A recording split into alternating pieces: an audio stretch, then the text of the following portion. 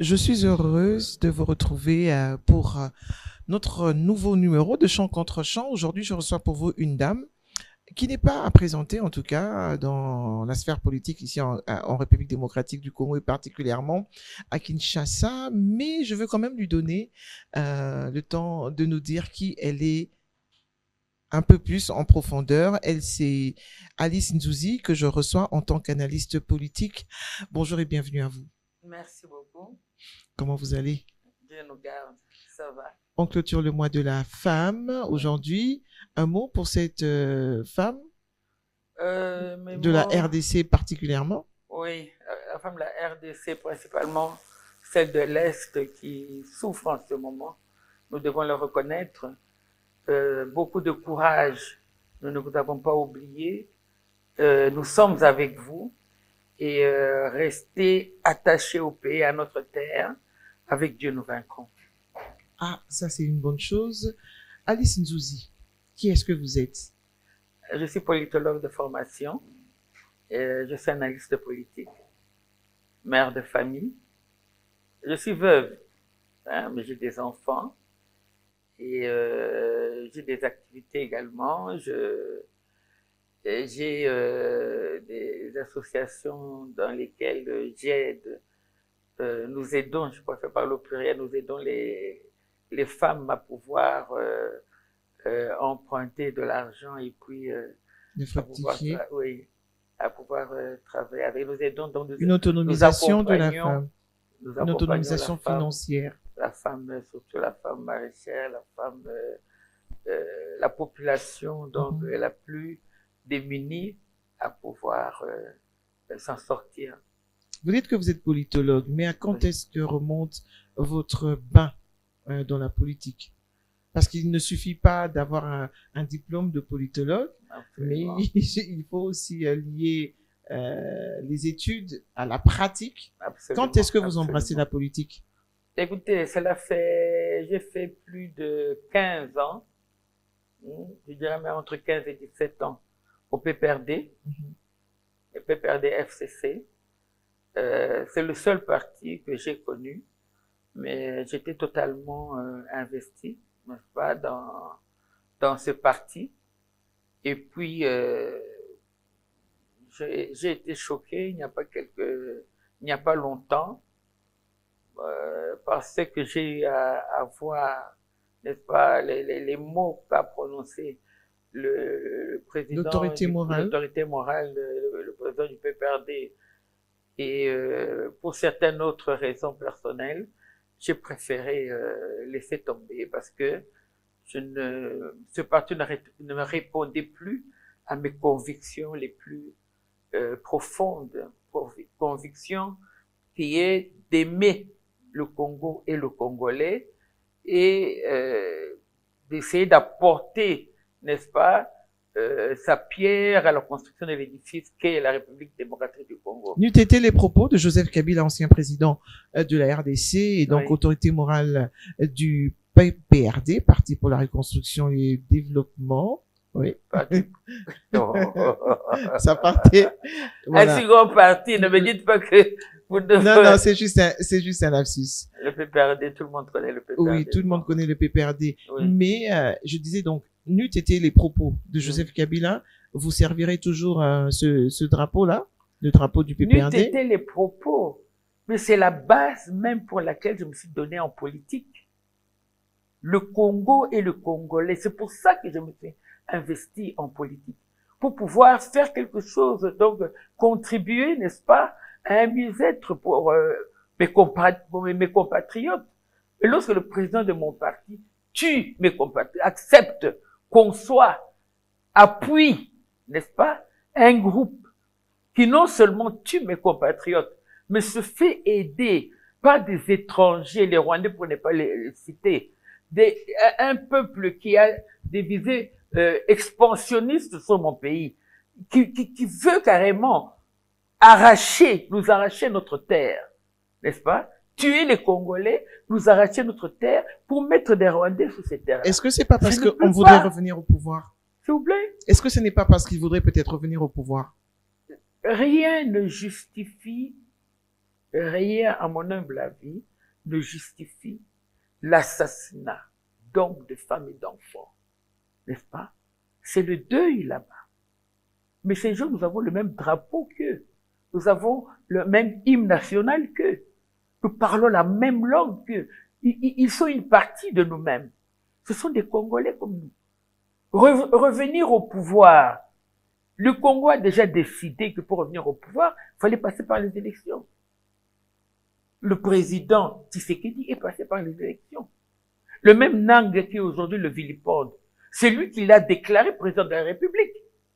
Et cela montre à quel point il est peu fiable. Parce que lui-même, sa propre parole, il l'a contredit quelque temps après. Bon, il est vrai en quoi? Est-ce qu'à ce niveau-là, on ne dira pas que justement, il y a eu un arrangement entre Nanga, entre Kabila et Félix Tshisekedi qui est aujourd'hui au pouvoir? Il est en train de nous dire... Parce qu'on voit que Kabila est aujourd'hui en liaison nette et claire avec Nanga d'une manière ou d'une autre. Nanga est en train de nous dire qu'il est un traître. Nanga est en train de nous dire que c'est un voyou, on ne peut pas lui faire confiance. Comment est-ce que le président de la CENI peut regarder la population toute honte bue et oser lui dire que les résultats que je vous avais donnés n'étaient pas vrais? C'est un escroc. Il escroquait la population. Mais ça avait été déjà dit depuis des années. Mais alors, on ne peut pas faire confiance à un homme pareil. On ne peut pas lui faire confiance. Et aujourd'hui, il veut prétendre être le saint des saints, alors qu'il n'arrête pas de nous dire que je vous ai menti, alors qu'il avait prêté serment comme président de la CENI. Il n'arrête pas de nous dire que je vous ai menti. Il n'arrête pas de nous dire que les résultats que je vous avais donnés étaient fausses. Et qu'est-ce qui nous prouve qu'aujourd'hui, s'il revient aux affaires, il ne va pas nous mentir encore. Et en se faisant justement accompagner en plus des Rwandais. Hein? Ces gens qui n'arrêtent pas de mentir et de vouloir absolument nous voler nos terres, qui n'arrêtent pas de tuer la population. Il est entré au Congo avec 10 000 morts sur les mains. Le sang du Congo, des Congolaises et des Congolais. Il est entré au Congo avec ça en main. Même spirituellement parlant. Est-ce qu'on peut faire confiance à un homme comme ça? Il est entré au Congo en se faisant accompagner de nos bourreaux, d'hommes qui nous haïssent, parce que les Rwandais nous haïssent. Il se fait accompagner d'eux pour entrer sur la terre du Congo. Il fait tuer les Congolais. Il accepte de mettre comme numéro 1 de la ville un Rwandais. C'est lui qui a mis ce Rwandais-là. N'est-ce pas, comme gouverneur? Est-ce que on n'est pas en train de revivre AFDL2? Non. Il y a ceci de différent. Nous savons tous que AFDL, c'est chou vert et vert chou. Mais il y avait ceci de différent avec Mouzé. C'est que lorsqu'il entrait dans les villes, d'abord, il mettait les Congolais au poste de commandement, de 1, et de 2, il ne tuait pas tout le monde. Il ne tuait pas la population civile. Il se battait avec les militaires peut-être, mais il n'avait rien contre la population. Mais là, nous sentons qu'il y a une haine. Les cadavres n'arrêtent pas de sortir des eaux du nord Kivu, du sud Kivu. Aujourd'hui, Nanga fait appel à la diaspora congolaise. Il aurait mieux fait de se taire. Et je pense que nos frères de la diaspora sont assez sages et intelligents pour comprendre qu'ils ne peuvent pas faire confiance à cet assassin, à ce traître qu'est Nanga. Ils ne peuvent pas lui faire confiance. Il a trahi notre pays. D'abord au niveau des élections, il a trahi notre pays. Parce qu'aujourd'hui, qui ne nous dit pas que c'est à cause de la haine justement qu'il a vis-à-vis du président Tshisekedi qu'il est en train de mentir? De 1. De 2. Nous savons que c'est à cause d'un problème de carré minier que M. Nanga a tourné le dos au Congo. N'est-ce pas? Donc, une affaire de cupidité, une affaire d'argent, une affaire des raisons personnelles. N'est-ce pas? Et une soif effrénée du pouvoir. On ne peut pas faire confiance à un homme pareil. Comment vous trouvez aujourd'hui la SADC, une organisation sous-régionale, qui aujourd'hui, je dirais, légitime les actions, les actes, et je dirais pas pouvoir, parce que ça c'est donner un peu trop de sens à ce qu'il fait. Bon, on va dire les actions de Nanga, en tournant le dos justement officiellement au gouvernement congolais. Pourquoi le gouvernement congolais, c'est une question à deux têtes, pourquoi le gouvernement congolais, justement, ne prend pas des mesures quant à ce? Écoutez, une belle femme a rarement beaucoup d'amis. La RDC est une très belle femme. Nous avons autour de nous des gens qui nous envient. Des gens qui vendraient leur âme au diable pour pouvoir être à notre place. Nous ne pouvons faire confiance à personne. Aujourd'hui, on voit les militaires de la SADC avant de partir faire des selfies avec les M23. Moi, ça ne m'étonne pas tellement, n'est-ce pas? On a toujours su que ces gens, on n'a pas d'amis, la RDC n'a pas d'amis. Nous avons maintenant affaire à Donald Trump, qui pour moi est un homme charismatique, un homme visionnaire, qui voit de loin, qui sait faire la différence entre ce qui est important et ce qui est accessoire. Et je pense que nos yeux devraient être tournés vers, n'est-ce pas, ce deal important que on va un peu rester sur ces amitiés dont vous faites allusion. La RDC, on va rester sur les amitiés dont vous faites allusion. Oui. La RDC n'a pas d'amis. Oui. D'accord. Ou très peu d'amis. D'accord. Oui. Mais quelles sont les conséquences qu'elle tire justement de ces fausses amitiés? Parce que c'est là le problème. Et c'est quand vous rencontrez des problèmes que vous pouvez savoir qui est qui. C'est dans la souffrance et dans la douleur que vous savez qui est qui. Ce n'est pas quand tout va bien. Ça fait bien longtemps que ça va pas chez nous. Non, non. Le problème est que nous avons un nationaliste aujourd'hui au pays. Nous avons un fils du pays qui est à la tête de notre République démocratique du Congo. Regardez, on pensait avoir une armée, nous n'en avions pas en réalité. Parce que son prédécesseur avait passé tout son temps à diluer notre armée, à tuer notre armée de l'intérieur. En profitant, n'est-ce pas, de ce brassage et de ce mixage qui venait de Sun-City. N'est-ce pas, qui n'était pas le fait de la volonté des Congolais, mais cela nous avait été imposé. Bon, par un parti de la place, mais bon. Et cette armée que nous avions avait complètement été diluée, disséquée. Nous croyons que nous avions une armée. C'est maintenant, face aux problèmes que nous avons, que nous nous rendons compte que nous n'avions pas d'armée. Et maintenant, dans les moments difficiles que nous avons, nous pouvons savoir qui est qui, n'est-ce pas? Nous pouvons savoir qui est qui. Alors, pour revenir à votre question, reprécisez-moi là, parce que dans ma tête, je suis en train de... Donc, je disais, quand on se rend compte qu'on n'a pas d'amis, ou qu'on a été plusieurs fois, je dirais, poignardé du dos, oui, il faudrait bien qu'on tire des conséquences.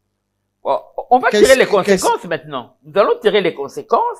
Attendez que les Américains viennent, puisque ils vont venir investir. Moi, je crois à cela. Quand ils vont venir investir. Mais entre-temps, ça prend un peu plus de temps et puis on continue de mourir. Ça va se faire, ça va se faire. Nous sommes en train de réorganiser notre armée.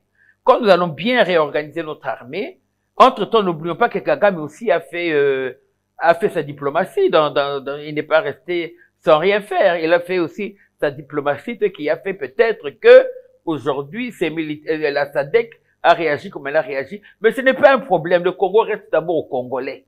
Ne croyez pas que parce que il s'est arrangé avec Nanga pour, n'est-ce pas, remettre l'aéroport de Goma en état, que pour ça ils vont nous arracher notre pays. Non.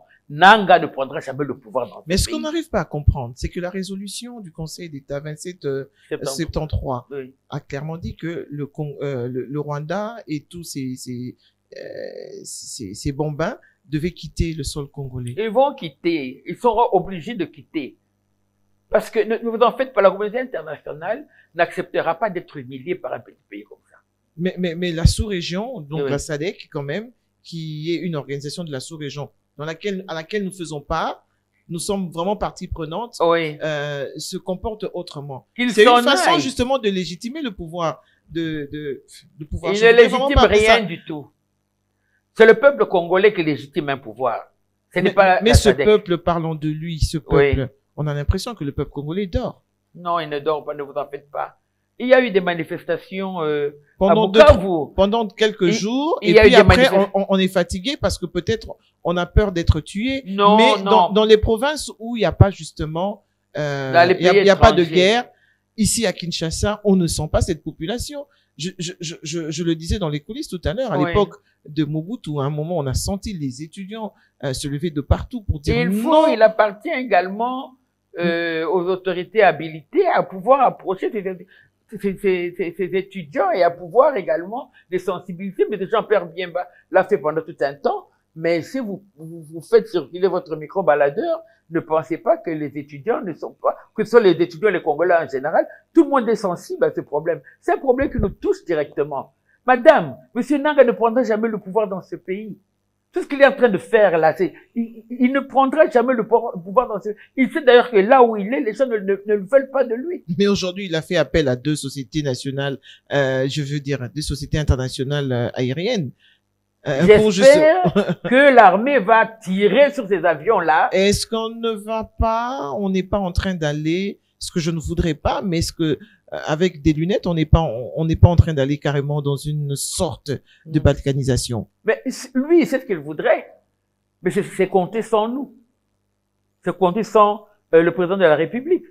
Ça, bien sûr, nous savons depuis le départ que tout ce qu'ils font, c'est pour essayer de nous arracher de notre pays. Mais nous n'allons pas accepter cela. Nous n'allons pas les laisser faire. C'est pour ça que je dis que le gouvernement devait chauffer dans sa réaction. Non. Mais on ne sent pas la réaction du gouvernement. Non, ils ont pris des options. Mais l'avion qui va venir pour atterrir, j'espère bien que les FARDC vont tirer sur cet avion-là. Ils vont pas laisser faire ça. Ah non. Non. Avec probablement des Congolais dedans. Nous allons tirer sur l'avion. Normalement, c'est ce qui doit se faire. On ne peut pas laisser un commerce commencer à se faire entre Goma et l'extérieur. C'est ce qu'ils veulent. Il faut qu'on leur empêche de faire cela. Alors, nous sommes en guerre. La diplomatie, oui, on est allé voir certains pays, on est allé jusqu'au Conseil de sécurité des Nations Unies pour faire entendre notre voix. Oui. Mais est-ce que ça suffit?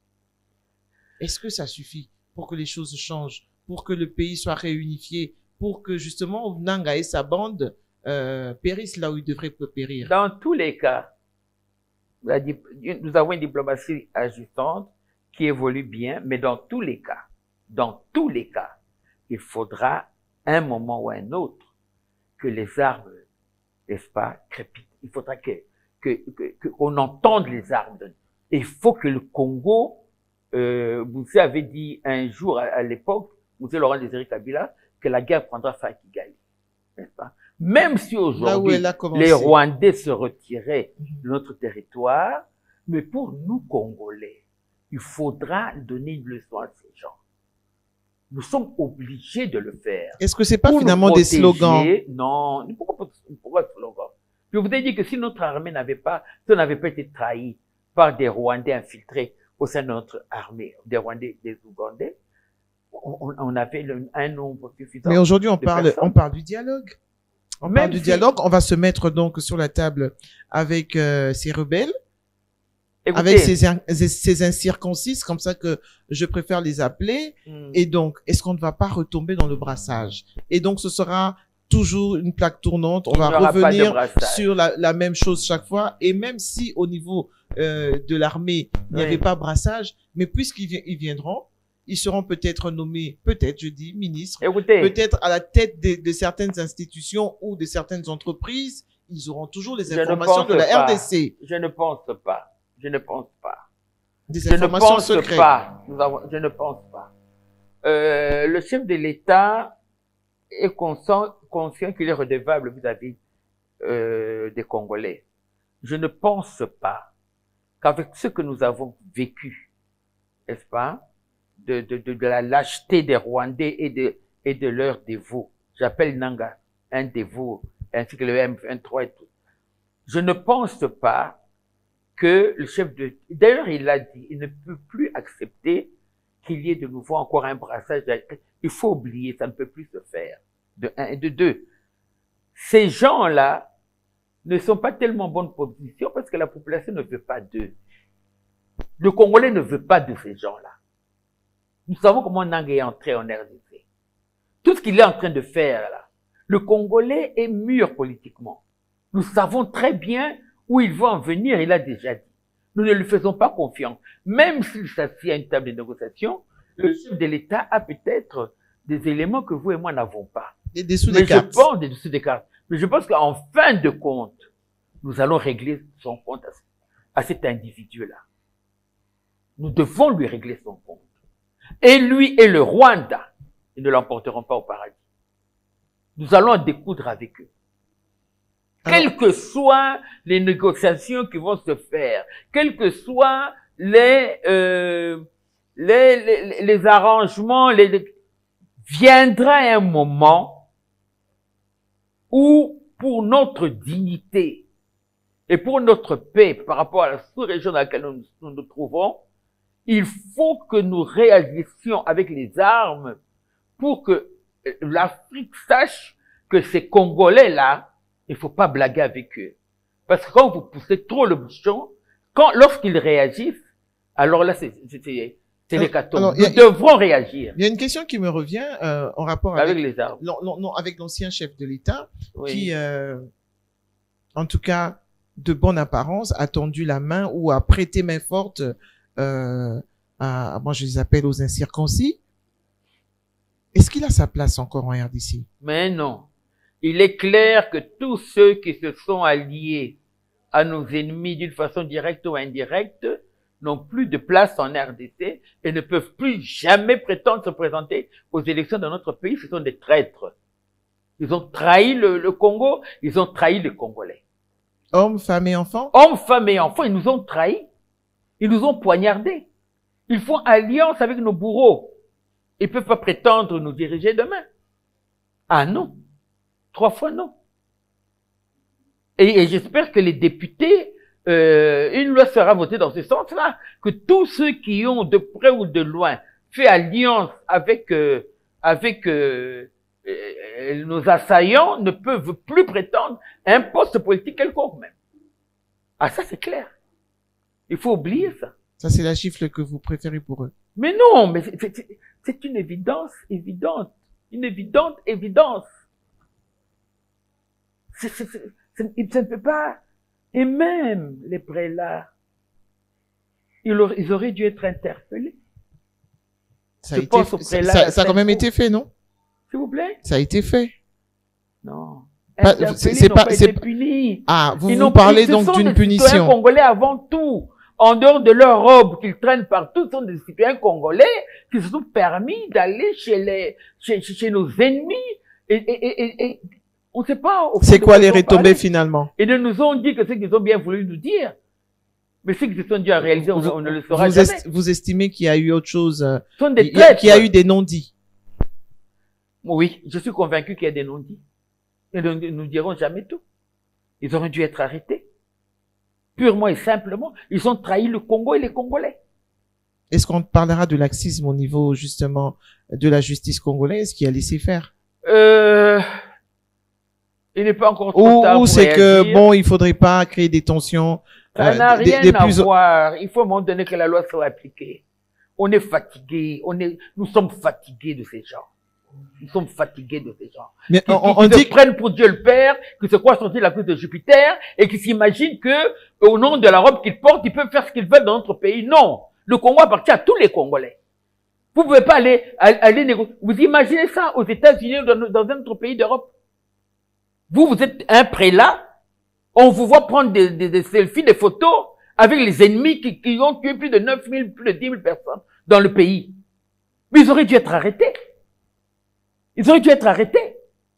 Ce sont des citoyens congolais avant d'entrer dans les ordres. Ce sont des citoyens congolais comme n'importe quel Congolais. Ils doivent respecter les lois de la République. Hein? On a eu peur peut-être des sanctions du pontificat. Enfin, de toutes les façons, hein. Ils parlent pour eux-mêmes. Hein. Sans justice, c'est la justice qui élève une nation. Et sans justice, il ne pourra jamais y avoir de vraie entente.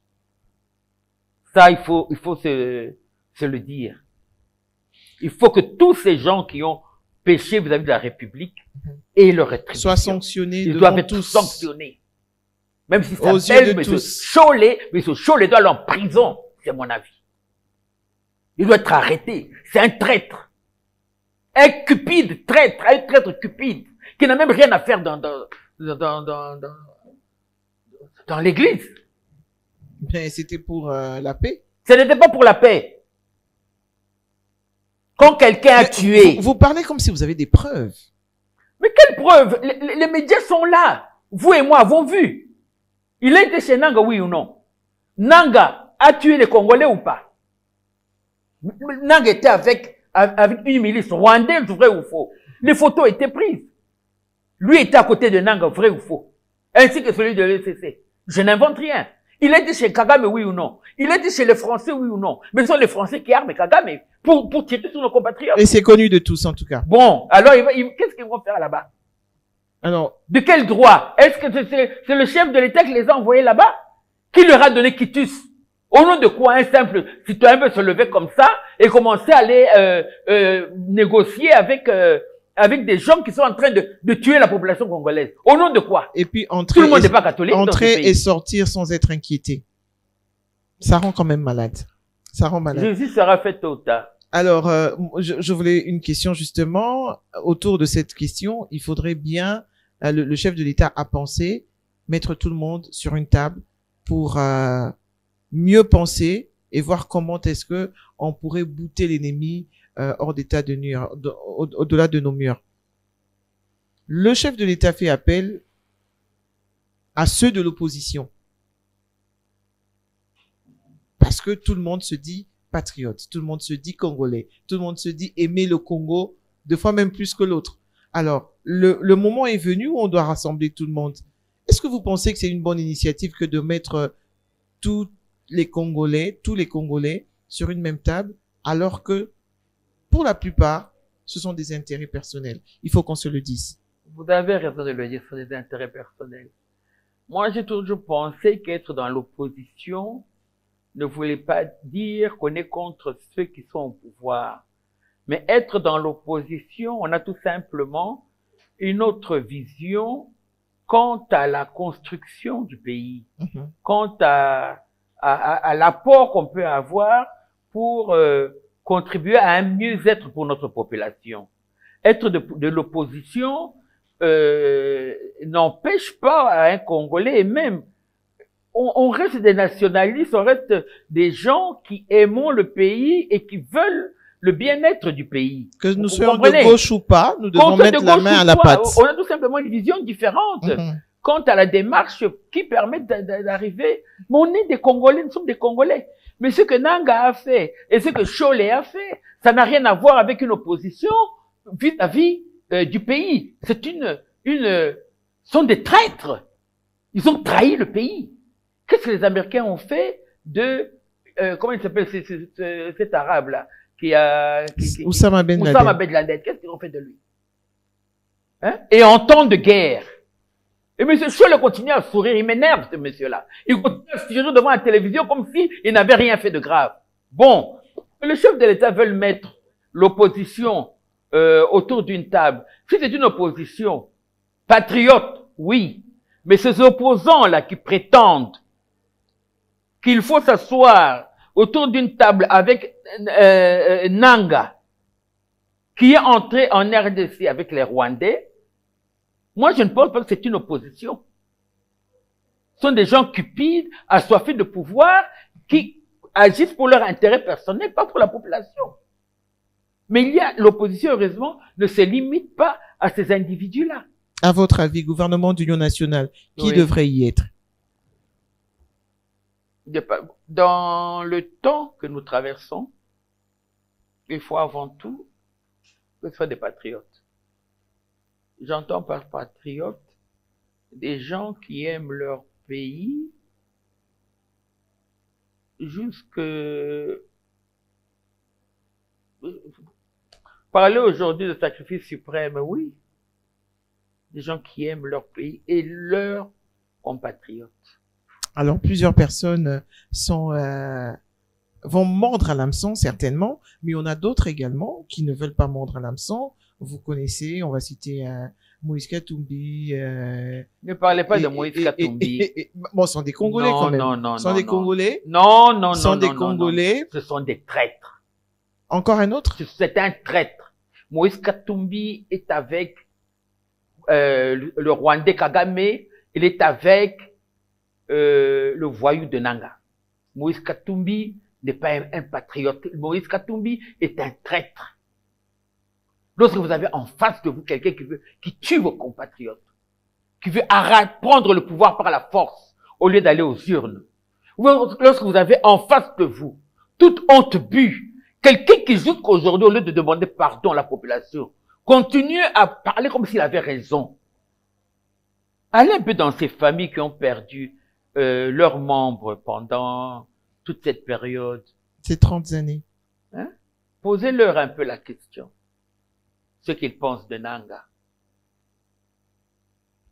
Mettez-vous à la place de ces gens. Apprenons à nous mettre à vivre ce que ces gens ont vécu. Ils sont une partie de nous-mêmes. Ce ne sont pas des étrangers. Vous pensez que Moïse Katumbi est avec Kabila derrière Nanga. Et Fayoulou Martin?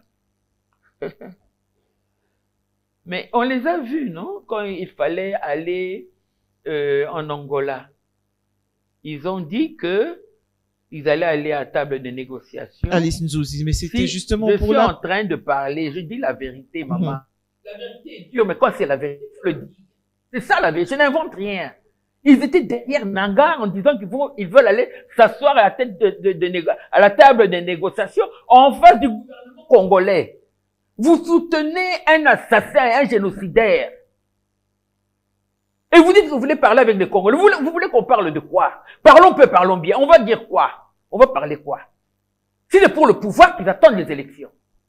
Mais c'est Tshisekedi a été nommé. Qu'est-ce que je raconte? Oui. A été élu. Justement, Fayoulou a dit que monsieur Tshisekedi a été nommé et puis pour les deuxièmes élections, monsieur Tshisekedi a truqué les élections. Donc quand vous lui demandez d'aller aux élections, c'est pas gai pour lui. Parce que tant que Tshisekedi sera là, voilà. Dans le premier cas, M. Fayoulou dit que M. Tshisekedi a été nommé. Il a une preuve de ça. Qu'est-ce qu'il ne dit pas que Nanga ment? Parce que c'est un fiefé menteur. Non, mais lui, il l'a dit depuis toujours, hein. Réalité, comment? Oui, mais tout le monde. Écoutez, tout le monde dit toujours que oui, j'ai gagné, je devais gagner, mais en fait, j'ai été, bon, je n'ai pas envie de dire couillonné. Hein, beaucoup de candidats disent cela en tenant compte des efforts qu'ils ont fournis, en tenant compte d'eux. Chacun dit toujours que oui, je devais aussi gagner. Hein? Moi aussi, aux législatives, je devais gagner. Tout le monde, tous ceux qui sont investis doivent toujours gagner. Mais le dernier mot revient, n'est-ce pas, à la CENI. Le dernier mot revient à la CENI. Et la CENI avait dit que c'était le président Tshisekedi qui avait gagné. La CENI l'a dit devant le monde entier. Et aujourd'hui, celui qui était le président de cette CENI nous dit que non, il avait menti. Monsieur Tshisekedi n'avait pas des armes. Donc, il n'a pas terrorisé qui que ce soit pour ses résultats. Voilà. Il avait qui? Il avait une arme à la tempe qui l'obligeait à donner les résultats en faveur de M. Tshisekedi. C'est un gros menteur. C'est un menteur. À quel moment il dit la vérité, à quel moment il ment? Alors quand quelqu'un ment, il faut refuter tout ce qu'il dit. Bon, alors finalement... Et aux deuxièmes élections, oui. Il a gagné, M. Tshisekedi a gagné les élections. Sur quelle base encore M. Fayoulou dit qu'il n'a pas gagné? Sur quelle base? Sur quelle preuve? Notre pays refuse cette façon archaïque de vouloir accéder au pouvoir par des guerres, par des tueries, par du banditisme. On refuse cela. Nous, peuple congolais, nous ne voulons plus de cela. Vous voulez gagner les élections, battez campagne, attendez le moment des élections pour battre campagne et faites-vous élire en bonne et due forme. Nous ne voulons plus cet enfantillage-là. Et ils se sont tous mis derrière le M23 comme des petits pantins, des petits garçons, en n'ayant pas beaucoup réfléchi, à mon humble avis, avant de prendre une telle décision. Finalement, qui devait être autour de cette table? Parce que vous refusez, je dirais, les grosses têtes de l'opposition. Quelles grosses têtes? Ces grosses têtes-là, nous sommes fatigués d'eux. Il est temps que le chef de l'État les envoie à la retraite politique. C'est-à-dire, laissez-moi être plus explicite. j'ai déjà dit lors d'une émission que nous sommes en période de guerre. Toutes ces têtes qui sont dans les différents partis politiques font partie de la pépinière de la RDC. Ce sont des citoyens qui, normalement, comme on fait appel aux militaires à l'armée, lorsque la République a besoin de vous, vous devez répondre au président. Que vous soyez de l'UNC, que vous soyez du parti de M. Bahati, que vous soyez du PPRD. Vous voyez? Ils n'appartiennent pas à ces autorités morales-là. Ils leur appartiennent en quoi? Ils sont redevables à la nation. Mais oui, ils sont redevables à la nation avant tout, à la République avant tout. Alors, comme ces autorités morales, d'ailleurs, ils sont dangereux. Ils deviennent dangereux même pour les membres de leur parti. Quand ils commencent à se prostituer politiquement derrière un nanga, ils sont dangereux pour la population congolaise. Ils devraient être écartés intelligemment. En faisant quoi? Moi, j'invite le chef de l'État, justement, à se servir dans la pépinière de la République démocratique du Congo et appeler ces dignes fils du Congo à les amener à servir l'État. Ils ont beaucoup d'années, n'est-ce pas? Nous-mêmes, ici, nous sommes disponibles, n'est-ce pas, à servir la République, monsieur le président de la République. Oui, ce serait un grand honneur pour moi si demain, j'étais sollicité pour faire partie de ce gouvernement. Mais il n'y a pas que Alice Nzouzi. Il y a l'UNC, il y a le PPRD, il y a les personnalités politiques, il y a... servez-vous, ils font partie de la République. On me dit qu'il n'y a plus de temps et j'ai quand même une question importante à vous poser. Gouvernement d'union nationale oui. implique je dirais, le surnombre, permettez-moi cette expression, de ministres. Oui. Vous avez raison de parler de ça. Le chef de l'État a demandé la réduction du train de vie des institutions. Alors, quand on voudra appeler tout le monde pour servir la nation, ce sera un grand nombre et donc, on va revenir à la case départ. J'ai toujours pensé que le métier de politique ne devait pas, est avant tout une vocation. On doit diminuer le train de vie. On ne va pas en politique pour s'enrichir. Ah, en Afrique et particulièrement au Congo, pour servir le Congolais et le Congo. Parce que de l'autre côté, ça marche pas beaucoup. Donc, quand j'arrive en politique, c'est pour moi l'occasion d'avoir une maison. Et voilà. C'est un tort. Mon humble avis, il faudrait un souhait que j'aimais, que le train de vie des politiques et même du gouvernement à venir soit réduit. Il faut que les gens qui veulent entrer au gouvernement, ce soient des gens qui veulent servir le pays. Plus que se servir. Plus que se servir. Vous voyez? Ils sont trop payés. Ils sont trop payés. Mon humble avis. Alors, une question que je n'ai peut-être pas posée, mais qui vous a marqué, que vous vouliez ressortir face à la caméra de KMC Télévision. Donc, vous avez 1 minute avant qu'on se dise au revoir. J'aimerais peut-être demander au chef de l'État de faire confiance à la maman congolaise. Vous voyez? Nous, les femmes, nous avons ceci en nous, c'est que lorsque nous nous engageons pour une cause en général, nous sommes prêts à aller jusqu'au bout. Nous sommes dans une période difficile. Les calculs politiciens, regardez, tous ces voyous qui sont en train de faire souffrir notre population, il n'y a que des hommes là-bas. Il n'y a aucune femme. Il y a des choses qu'une femme ne fait pas, à moins d'être vraiment mauvaise. Parce que nous avons aussi une conscience, nous sommes des mères. Nous sommes créés pour donner la vie. Nous n'avons pas vocation de détruire la vie. Et lorsque nous prenons une cause à cœur, nous la défendons. Vous voyez? Et nous sommes en période de guerre. Il ne faut pas seulement, je suis un politologue, mais je dirais qu'il ne faut pas seulement des intellectuels. Il faut des amoureux du Congo. Une bonne nuance. Il faut des amoureux du Congo. Vous voyez? Cette période est une période compliquée. L'amour de la patrie, elle se meurt quand même, hein, dans le chef de plusieurs. Parce que en général, ce sont les hommes qui nous ont commandé. Dans la sphère décisionnelle,